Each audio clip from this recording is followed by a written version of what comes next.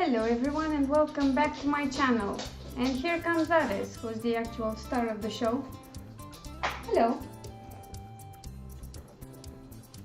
Did you hear me turning the camera on and decided you wanted to join? That used to be my water bottle. Anyway, welcome back to my channel. My name is Alina, I'm an author and I post videos on YouTube about books and writing. And there's almost no video without my dog in it, so let's pretend he's not here. And maybe he'll go away. It's Vida, as you all know, and I post videos every day in April. And today has been a rather tough day for me. First of all, my dragon completely crashed in inexplicable ways. I've trolled the internet trying to find a solution and I failed. And the problem was I couldn't export my user profile.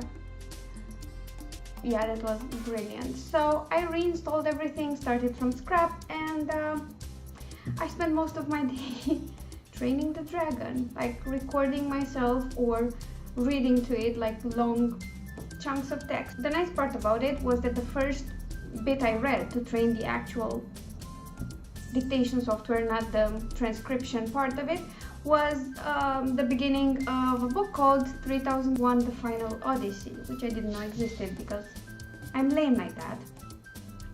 And now, after reading that, I want to read the entire book.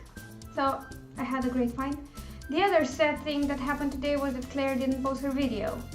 And if Claire has a really good reason for it, I'm sorry, but it still made me kind of sad because she stopped on day 4 and I had high hopes she'd beat her Christmas streak. But hopefully she won't entirely give up this time and we'll have a video from her tomorrow. No pressure, Claire, no pressure at all.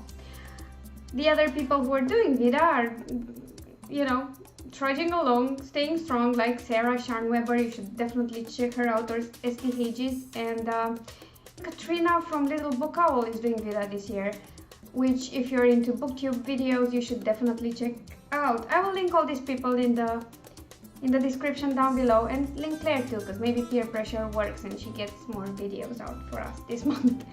But this complaining of mine is not the theme of today's video. What I wanted to talk about is a nice new way I discovered completely by accident to deal with rougher edits, or to just deal with editing in general if you don't particularly like it. If you don't know this about me, I enjoy edits. I enjoy getting edits from my editor and going through them and improving my manuscript, because that's how I look at it, a way to improve my manuscript. And I've always found it exciting until this edit. I've recently went through my editor comments and suggestions for Gaming and IRL Boss Fight, which is the third book in the Famous on the Internet series. It features a gamer who's quite popular on YouTube and Twitch. And I don't know why. I mean, there were a lot of comments because Lindsay wanted me to expand on certain things or explain them better. It wasn't a difficult edit in terms of how deep I needed to go or how much I had to change. It wasn't heavier than any other edit, but just because there were so many comments, instead of just addition, deletions, changes to accept, the first thing I thought about was I'm a bad author and I should give up writing because I'm not good at it.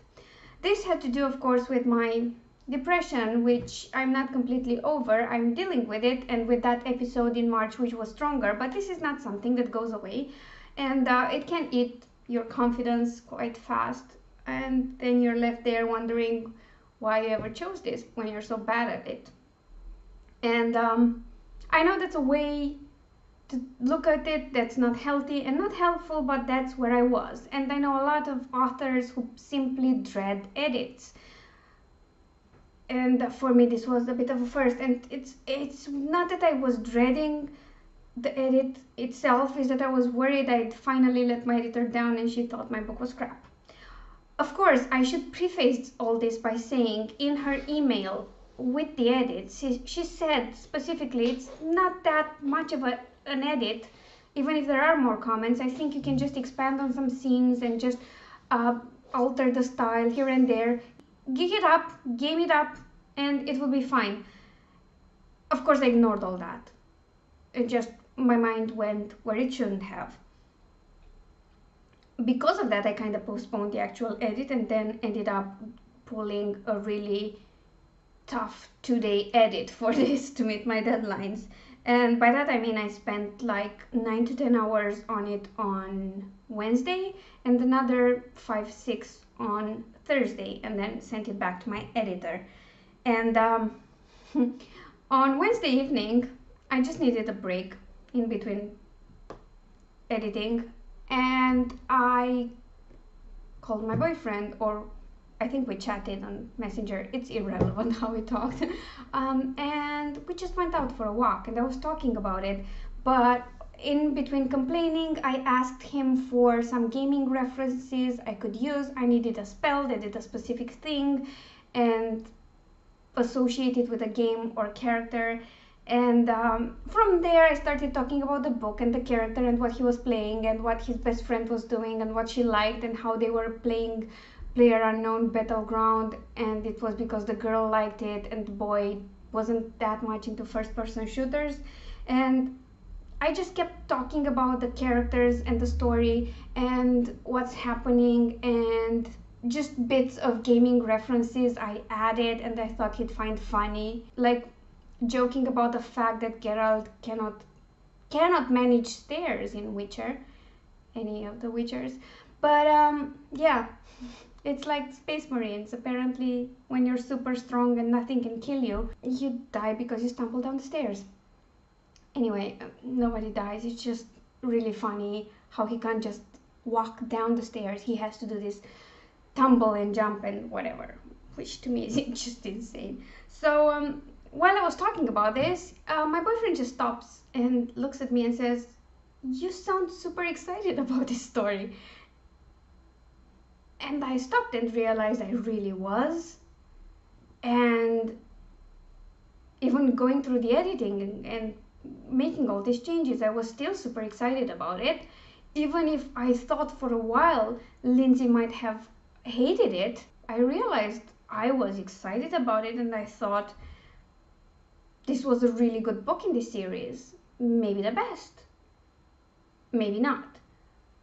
Maybe just as good as the others, but I enjoyed it a lot because it's gaming, because I could just pour all my geekiness in it.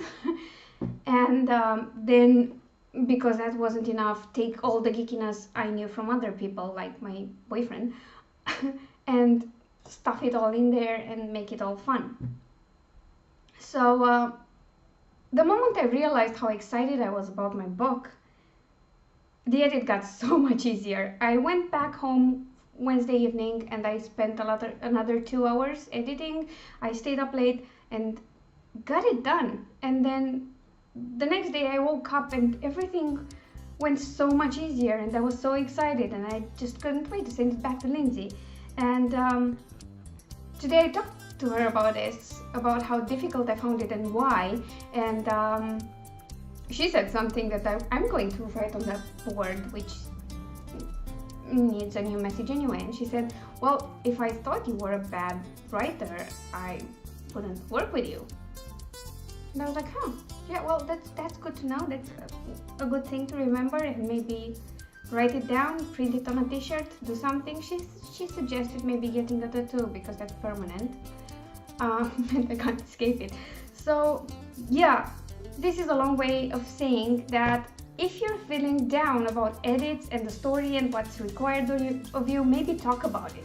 Just talk about it with someone who's not involved directly in the editing process, and try to talk to them about your book and find your excitement for that story. It's just that easy. The moment you realize how excited you are to actually get it into the best possible shape, everything changes. You'll feel much better and the edit will go smoothly. Well, smoother. But you know what I mean. So yeah, if you find yourself in something of a slump in the middle of an edit, or you just don't want to start it because you feel like there's a lot that requires your attention and it brings you down, just do it, go through it, see that it's only a way to improve your book, and realize just how excited you are about this story you've created, and that's now in the final stages of being polished, and you're just getting it ready to share it with the world. So there's nothing bad about it. It shouldn't be depressing. So yeah, that's what I did. That's how it worked for me, and I do hope you're finding this useful and you can apply it to your own writing and editing. Thank you so much for watching. I hope you enjoyed this video, and if you did, please like, share, comment down below. Let me know what your thoughts are on this, what you do to make editing a smoother, more pleasant journey for yourself. And let's not talk about Chem NaNoWriMo, okay? Because I'm doing so poorly, it's shameful. And anyway, you'll see all about that in Sunday's vlog. That said, tonight Sarah's having a write-in instead of her normal stream, as far as I know, if nothing changed. And then tomorrow at 9 AM Central and 10 AM Eastern, my own live author chat will be switched to a write-in, which will involve us talking about Chem, how we're doing, and just doing a few 20-minute sprints. If you'd like to join us tonight or tomorrow, please keep an eye on Sarah's channel and on mine. And happy writing to you all. Hope you have a great weekend, and if you haven't already, by the way, don't forget to subscribe to my channel. And if you'd like something free to read for the weekend, the link to my website is always in the description down below, and if you follow that link, you'll see my shiny newsletter, and when you subscribe to that, you get a free copy of my Mission Protect the X short story. It is a military gear romance, and I think it's super fun, so you should definitely subscribe and get that book and read it. That's it. I shall see you all tomorrow at the write-in. Bye!